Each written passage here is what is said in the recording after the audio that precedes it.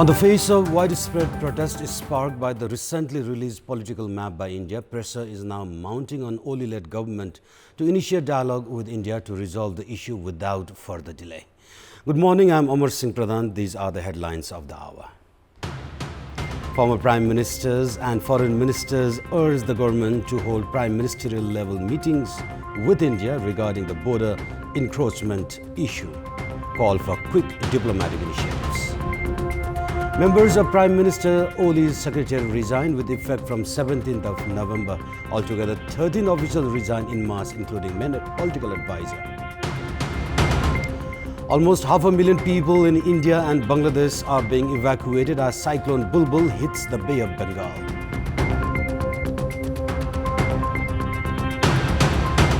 And Messi-inspired Barcelona climbs to the top of Spanish La Liga. Leicester continues with its impressive show, hammer Arsenal 2-0.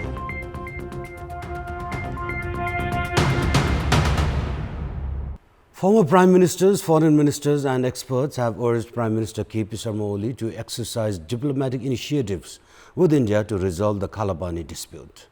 The former minister said this in an all-party meeting that was held at Prime Minister's official residence in Balwatar yesterday. We report. Stating that there are no border disputes in the country, the speakers at the meeting said that the government must talk with Indian leadership to resolve the dispute. They added that the press statement from the Ministry of Foreign Affairs was insufficient and that the Prime Minister himself had to take the lead to speak to his Indian counterpart.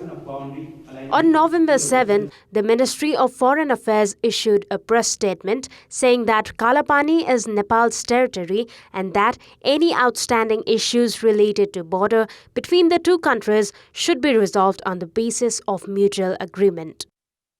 The press release also rejected India's unilateral decision on Kalapana. The inclusion of Kalapana inside India's map has prompted protest from all spheres, including the ruling Nepal Communist Party and main opposition Nepali Congress.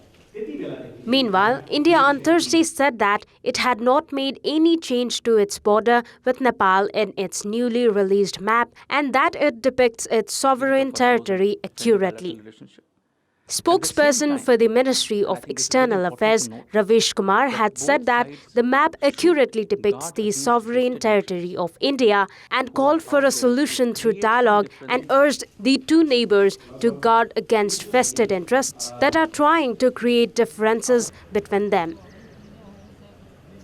Meanwhile, at a program organized by Tribhuvan University Department of International Relations and Diplomacy Department, experts from different fields said the government must not delay to initiate concrete diplomatic efforts to resolve the issue on Kalapana.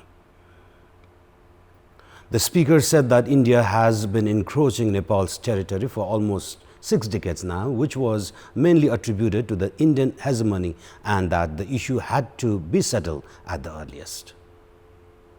हिजो गरेन तर हिजो गरेन भने हिजोका सरकारलाई हिजोका व्यक्तिहरुलाई लान्छना लगाएर भाग्न अब सरकार सक्दैन मुलुकमा प्रजातन्त्र छ र निर्वाचित सरकार छ अब उसको दायित्व हो यो समस्यालाई समाधान गर्ने म सिंहदरबारलाई मेरो प्रश्न सिंहदरबार चाहे त्यो हिजो पञ्चायती व्यवस्थाको सिंहदरबार होस् चाहे त्यो बहुदलीय व्यवस्थाको सिंहदरबार होस् सुगोरी सन्धिपछि महाकालीको स्रोतको नयाँ सन्धि भएको छ हामी प्रान्तीयहरूले जानेर नजानेर मूल नदी कुन हो भन्ने कुरा हामीले त्यसबेला छुट्याएनौँ र हामीले आफैले अघि मैले भन्नुभयो लिपु खोलालाई हामी महाकाली मान्यौँ कसरी मान्यौँ किन मान्यौँ कुन आधारमा मान्यौँ हामीले विगतमा जानेर नजानेर प्रेसरमा परे नपरे भए पनि अहिलेसम्म हाम्रो सीमाको सन्धि भएको छैन कालीमा कालापानी एरियामा तत्कालै हाम्रो सबैको आवाज के जानु पर्ने त्यो नक्सा सच्याउँ इन्डियाले हामीले बनायो हामीले बनाऊ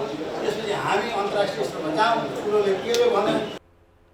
Other speakers said that Nepal possessed historic documents to prove that Kalapana was the territory of Nepal and that India needed to correct its political map without further delay.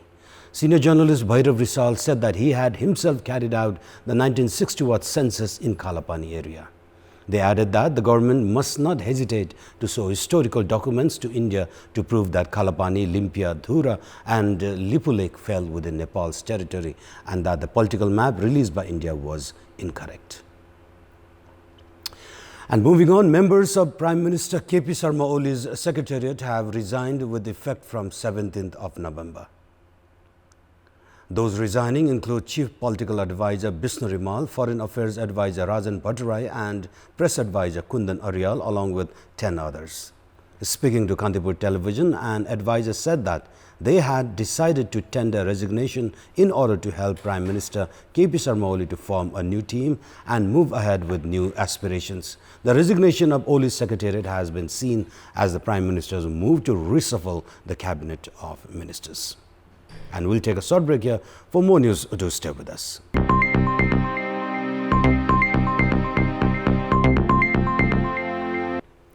Almost 500,000 people in India and Bangladesh are being evacuated as Cyclone Bulbul hits the Bay of Bengal. The storm made landfall at midnight local time near Sagar Island in Indian West Bengal and is expected to unleash surges as high as 2 meters. 2 people have already been killed by the cyclone, according to the local media. Many seaports and airports in the region have also been closed, including the busy Kolkata airport.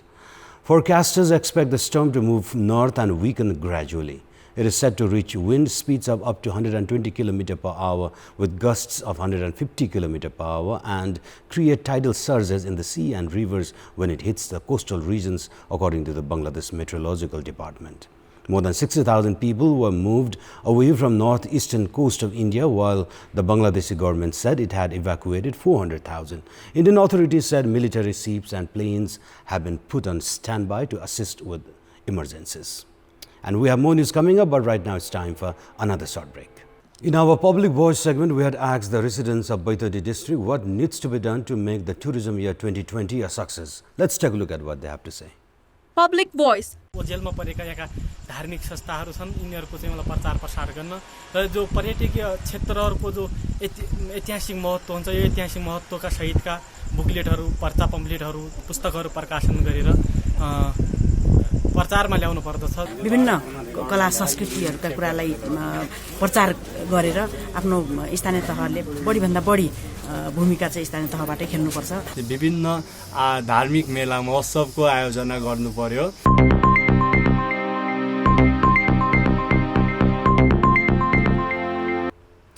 And it's now time for our segment Public Pulse, where it texts us with their opinion.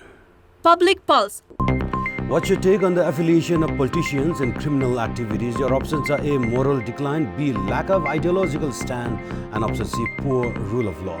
The voting is on. Type in AWS, select your option A, B or C and send it to 34001 to share your opinion with us. And time for sports update.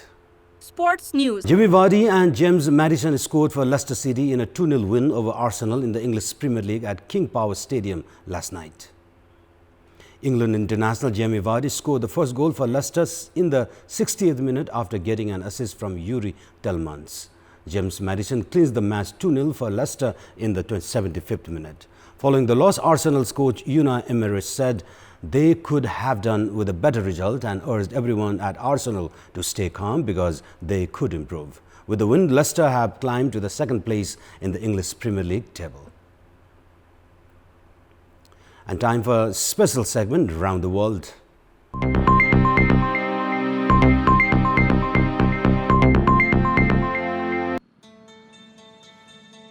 Schools were shut and flights diverted as pollution in Delhi reached an alarming high last week. Air pollution levels in India's capital soared to hazardous levels, leaving toxic grey haze hanging over the city and causing poor visibility.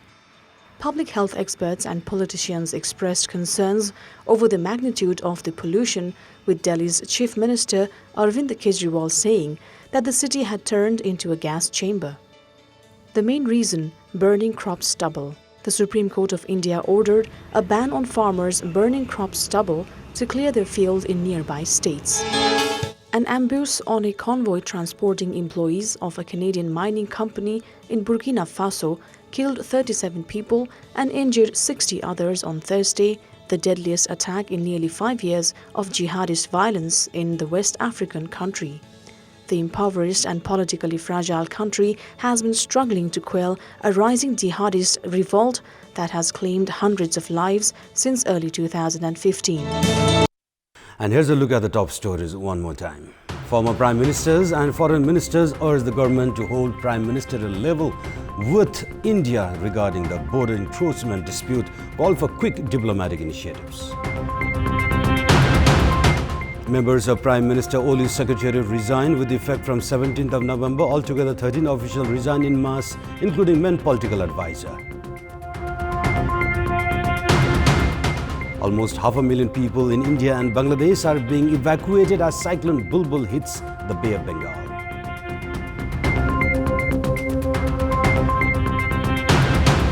And Messi-inspired Barcelona climbs to the top of Spanish La Liga. Leicester continues with impressive show, hammer Arsenal 2-0.